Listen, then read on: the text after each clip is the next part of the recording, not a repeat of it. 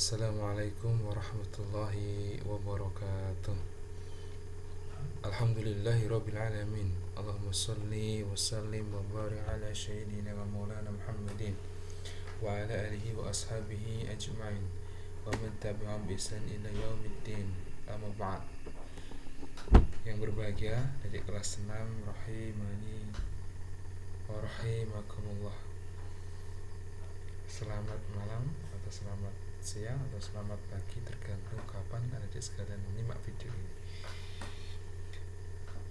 Semoga dari kelas 6 yang masih berada di rumah diberikan oleh Allah kasih sayang, diberikan oleh Allah kekuatan untuk belajar berkualitas dari rumah dan tetap bersemangat mencari barokah dengan mengikuti KBM yang masih dilaksanakan secara daring.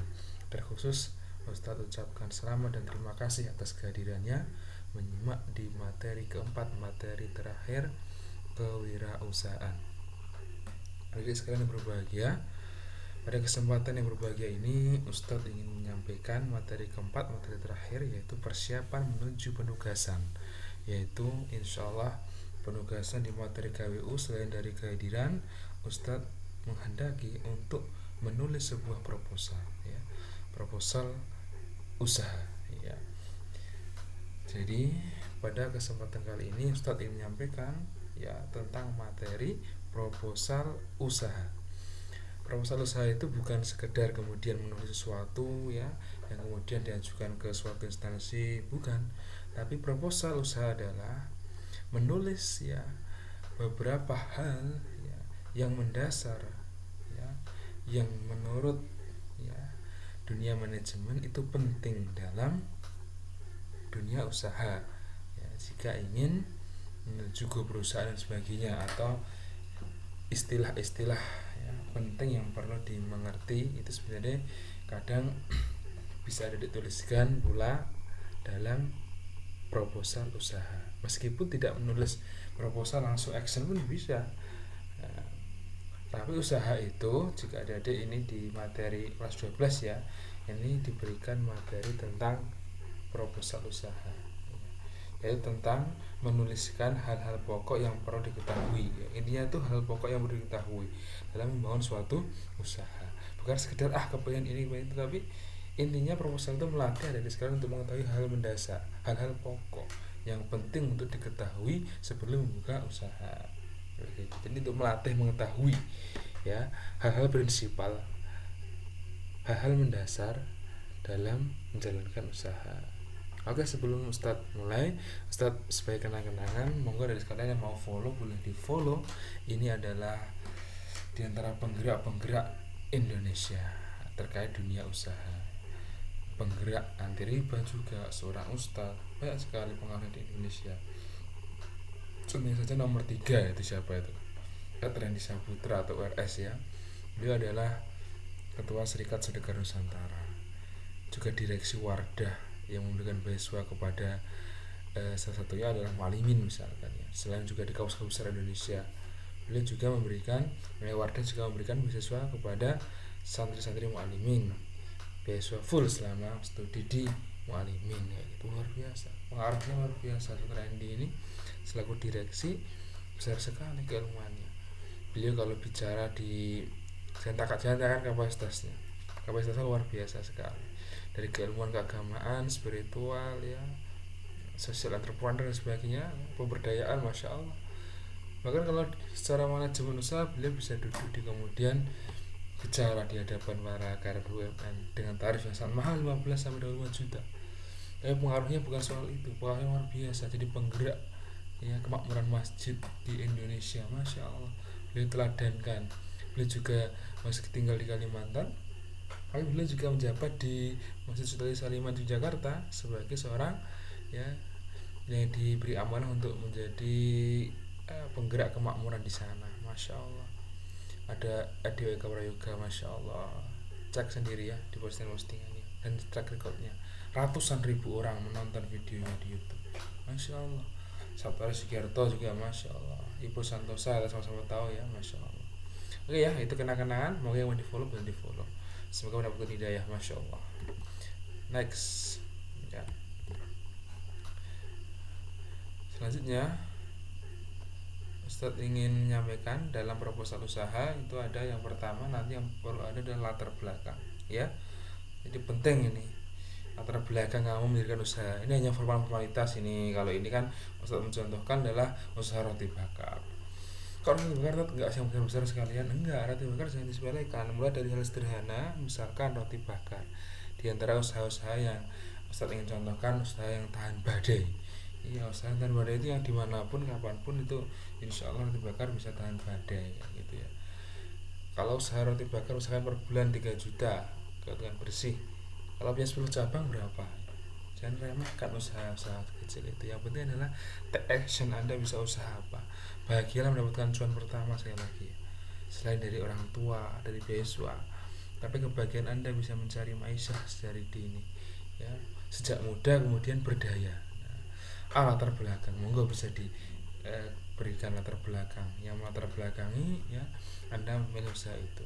Yang kedua adalah B, perumusan masalah. Di bab 1 ini adalah ada perumusan masalah, bagaimana tips ya, bagaimana tips ya. Kalau ini nomor 1, bagaimana tips membuka roti bakar, jadi harus terjawab di proposal itu. Bagaimana cara mengantisipasi persaingan. 3, bagaimana caranya agar kita bisa meraih kesuksesan di bisnis roti bakar ya, gitu. Jadi rumusan masalah ini apa yang dijawab dalam usaha kita, apa yang ingin dijawab dari rencana kita ya, gitu.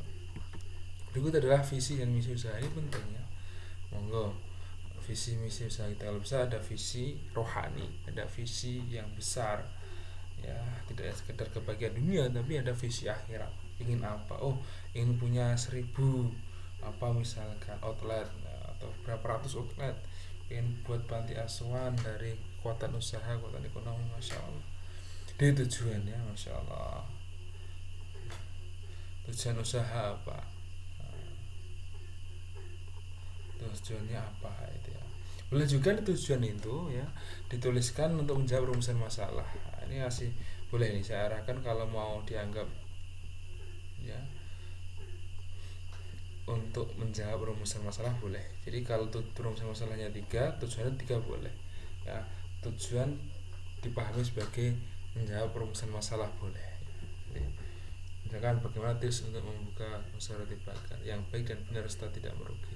Maka di tujuan ini adalah ditulis nomor 1 untuk ya mengetahui bagaimana cara membuka usaha roti bakar dan seterusnya gitu.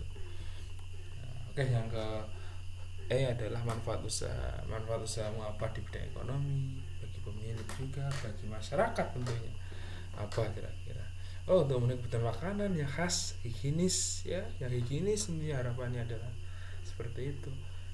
Ya, yang kejangkau harganya, ya, yang higienis, tidak campur-mencampur, memperhatikan kebersihan. Nah, contohnya itu profil organisasimu apa? Ya, gitu. Yang F ya, profil organisasi. Berikutnya adalah struktur organisasi usaha kamu. Atau ini kalau kalian nanti growing ke sebuah perusahaan atau PT, perlu sekali struktur usaha itu. Masya Allah ya. Berikutnya adalah bab 2. Bab 2 berisi A, produk ya, roti bakar misalkan. B, aneka rasa di roti bakar, aneka atau macam-macam bagian-bagian dari usaha itu apa ya. Berikutnya adalah yang perlu ada adalah C, analisis aspek finansial, cash flow dan sebagainya ya. Dipahami sebagai analisis aspek finansial ya. C di bab 2 ya, harganya berapa saja. Jadi penting ini untuk pemetaan ya, perencanaan harga. Berikutnya adalah modal, dari mana sumber-sumbernya, modal dari permodalan ini apa saja ya, bahan-bahan mulai dari perlengkapan ya, dari nol itu apa aja mau disiapkan, pemetaan keuangannya mulai dari gerobak, kompor gas. Jadi kamu mendetail gitu loh. Kalau bukan usaha bukan sekedar kepengen, tapi belajar memang apa saja yang perlu disiapkan untuk membuka usaha itu, sehingga total perlengkapan dan peralatan bisa kira-kira diprediksi berapa itu 4,580 ya, 4.580.000. Berikutnya adalah bahan baku per hari misalkan. Ini untuk memetakan keuntungan dan pengembalian bisa kembali modal itu dalam waktu jangka lama berapa gitu ya. Bahan baku per hari ya, misalkan ini per hari itu bahan bakunya seperti ini kurang lebih ya. Total bahan baku per hari berapa itu? 369.000. Total per bulan berapa itu untuk memetakan keuntungan per bulan, dan adakah keuntungan, adakah masih minus untuk dalam rangka untuk mengembalikan modal gitu ya. Walaupun udah kita punya uang misalkan, tapi untuk pemetaan kembali modal itu bulan berapa gitu loh ya. Jadi total untuk bahan baku per bulan berapa? 11.070.000. Terus biaya operasional, nah, gaji karyawan ini ya, listrik, sewa tempat ya, isi tabung dan sebagainya ya, totalnya berapa itu? 2,9 juta. Jika di total biaya per bulan berapa tadi, mulai dari biaya bahan per bulan, biaya operasional, sama karena ini bulan pertama maka biaya awal permodalan dari gerobak dan seterusnya itu total berapa? 18.410.000. Tapi kalau biaya bulan kedua kan tidak dihitung sama modal, maka berapa itu? 13.910.000. Jadi biaya operasional semuanya ya, biaya per hari dikalikan 30 itu berapa? 13.910.000. Kemudian dilakukan analisis laba atau ruginya. Bulan pertama, jadi misalkan diasumsikan terjual berapa itu 50 tangkar roti bakar, diasumsikan aja per hari seperti itu, dikali 11.000, maka totalnya dikali 30 hari kan 16 juta. Dilihat bulan pertama penjualannya berapa, 16 juta, biayanya 18 juta, masih rugi ya. Gitu. Bulan kedua berapa itu? Keuntungan pertama 1, ya, di keuntungan bulan pertama segitu 1,9. Kerugian bulan pertama berapa? 1,90.000.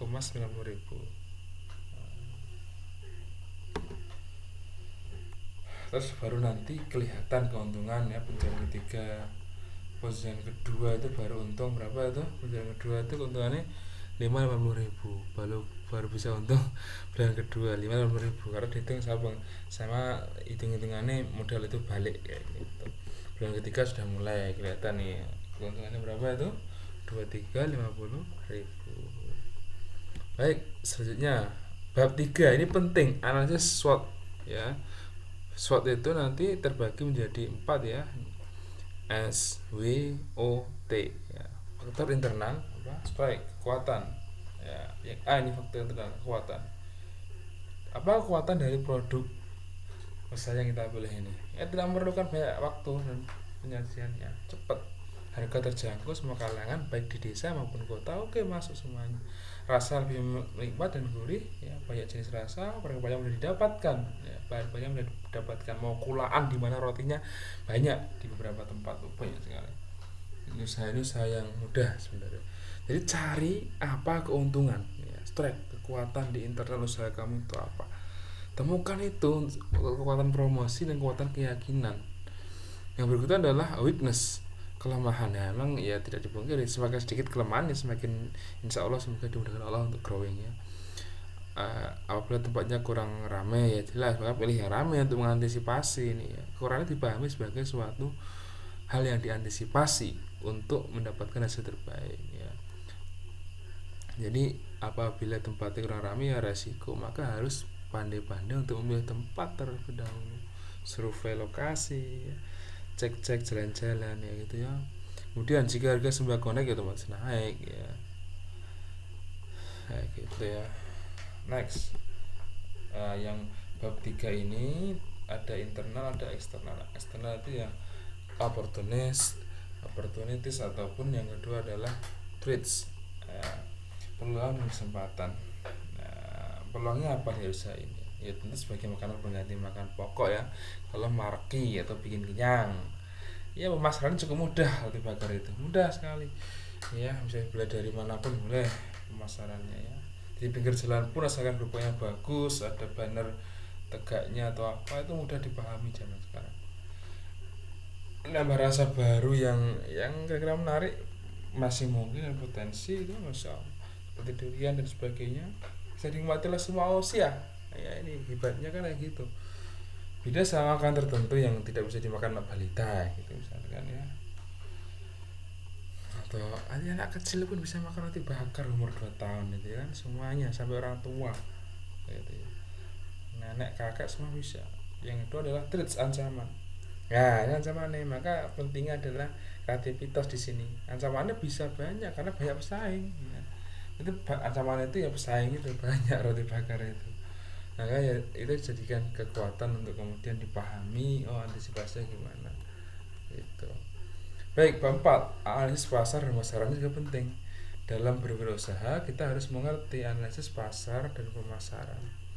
Ya, pasar kita itu siapa sih sesungguhnya? Ya, pasar, target pasar siapa? Misalnya berlokasi di mana, di pinggir jalan kah, sekitar kampus kah, persaingannya siapa? Ya ketat dan cukup banyak.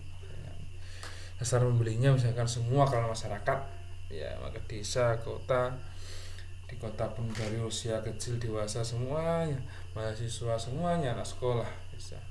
B. Strategi pemasaran. Ya, ini sederhana, bersatu adalah dari mulut ke mulut ya. Ini penting, ini sangat berharga. Jadi orang itu kadang ngobrol-ngobrol banyak atau di luar itu. Jadi walaupun udah punya WA, tapi kan ada forum, kemudian orang itu saling bertemu, saling ngobrol. Kalau usahanya teman itu bagus, rasanya indah, rasanya nikmat dan sebagainya, akan diperbincangkan kadang itu. Atau punya pengalaman yang indah dari roti bakar kamu, mereka, oh kadang cerita, mudah berbagi dengan teman. Berikutnya, sekarang udah zamannya internet ya mas ya, semua kita sama-sama tahu. Instagram teman-teman kita di sana, TikTok, Facebook, Twitter, blog dan sebagainya. Jadi bisa digunakan itu. Promo misalkan pre-order ada acara apa, buat flyer yang bagus boleh ya, gitu. Pengembangan pasar, rencana mau nambah berapa pasar baru untuk memperluas jangkauan yang sekarang. Harapannya gitu kan, pengembangan produk, menambah rasa yang mungkin, kreativitas ya, asal tidak melewati hal tertentu yang kira-kira berdampak pada kepuasan pelanggan ya. Langkah-langkah promosi misalkan banyak sekali kita bisa belajar dari promosinya Gojek, Grab itu loh, di paket-paketnya luar biasa dahsyat. Kita kalau mau bermain promo kayak gitu perlu kreatif itu misalkan ya, memberikan potongan harga 1% membeli roti di atas 40.000 misalkan, oh masya Allah, padahal kita hanya berkurang misalkan 11.045 dipotong 1% berapa 4.500, padahal keuntungan kita lebih dari itu. Kadang korban sedikit boleh itu masih masuk 10% itu.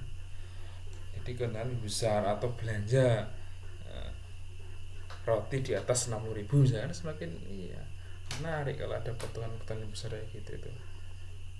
Setiap bayar satu roti bakar akan mendapatkan satu kupon, dan setelah terkumpul 20 kupon bisa ditukar sama sebuah roti bakar secara gratis ya nih ya, gitu. Banyak. Bab kelima, perencanaan bisnis. Metode pelaksanaan ya, kumpulkan data itu, survei bahan baku di mana, sosialisasi pada masyarakat boleh, sosialisasi bagi-bagi ke ustaz juga boleh, bagi-bagi ke saudara juga boleh, rasanya gimana dan sebagainya, kasihkan niat sedekah ya, mau doa, mau buka usaha dan sebagainya no. 4. Penjualan pemasaran produk.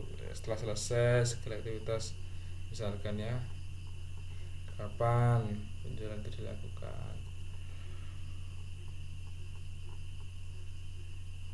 kamu seorang anak kuliah ya kondisikan misalkan, kemudian pembagian hasil kerjanya dibagi berapa banding berapa dengan kalau kamu nggak bisa jaga otomatis karyawanmu nah, gitu. Rencana usaha jangka pendeknya apa, jangka panjang menengahnya apa, jangka panjangnya apa. Misalnya jangka panjang 4 tahun sudah bisa memiliki 10 outlet misalkan, luar biasa itu misalkan ya, gitu. Jadi punya harapannya semakin punya rencana, insya Allah semoga semakin berdaya sekaliannya. Nah, masya Allah sekali nih kalau kalian luar biasa bisa ini ya, merencanakan secara luar biasa ya, mulai dari jangka pendeknya apa, jangka menengahnya apa, jangka panjangnya apa. Jadi semangat yang paling utama adalah diantara motivasinya adalah kita berhasil menjual satu itu aja, dan sudah berdampak pada kita semangat untuk jual berikutnya. Itu motivasi terbaik itu adalah ketika dagang kita laku, itu udah memberikan energi untuk jual lagi kayak gitu. Itu motivasi luar biasa. Benar penutup ya, apa visi apa itu ya, semoga kali ini dan terserah lah seperti kamu seperti biasanya ya, suatu proposal apa menutupnya monggo dikasih apa, kritik saran juga boleh ya. Ada komen kritik saran boleh.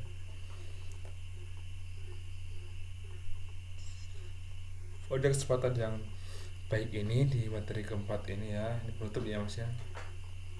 Maka Ustadz akan menginfokan tentang tugasnya adalah membuat ya satu proposal usaha. Satu proposal usaha yang itu wajib ditulis tangan. Boleh nggak harus banyak, 3 lembar 4 lembar boleh, tulis yang rapi ya. Bukan sekedar nyalin dari internet, tapi adik perlu memahami diri sendiri itu ingin apa usahanya. Terus referensi internet boleh, tapi kita harus punya gambaran diri sendiri, ini pengen usaha apa, kayaknya apa cocoknya gitu. Terus dicari internet, dipelajari salah satu contoh atau 2 contoh 3 contoh proses usahanya, kemudian apa yang mau direncanakan tulis kayak gitu dalam sebuah proposal usaha gitu ya. Tugasnya itu ya untuk yang masih online ya, semoga bisa dikerjakan. Kalau udah datang ke asrama bisa dikerjakan sambil di karantina. Tulis poin-poin utama di video ini ya, kemudian besok kalau mau nggarap usaha bisa dilakukan di saat karantina, boleh ngumpulinnya pasca setelah selesai karantina boleh kayak gitu. Mungkin itu yang dapat Ustaz Jalil sampaikan ya. Terima kasih atas perhatiannya ya. Semoga adik sekarang sukses, diberi kemudahan kelancaran dalam studinya, dalam merencanakan usaha atau membangun usaha.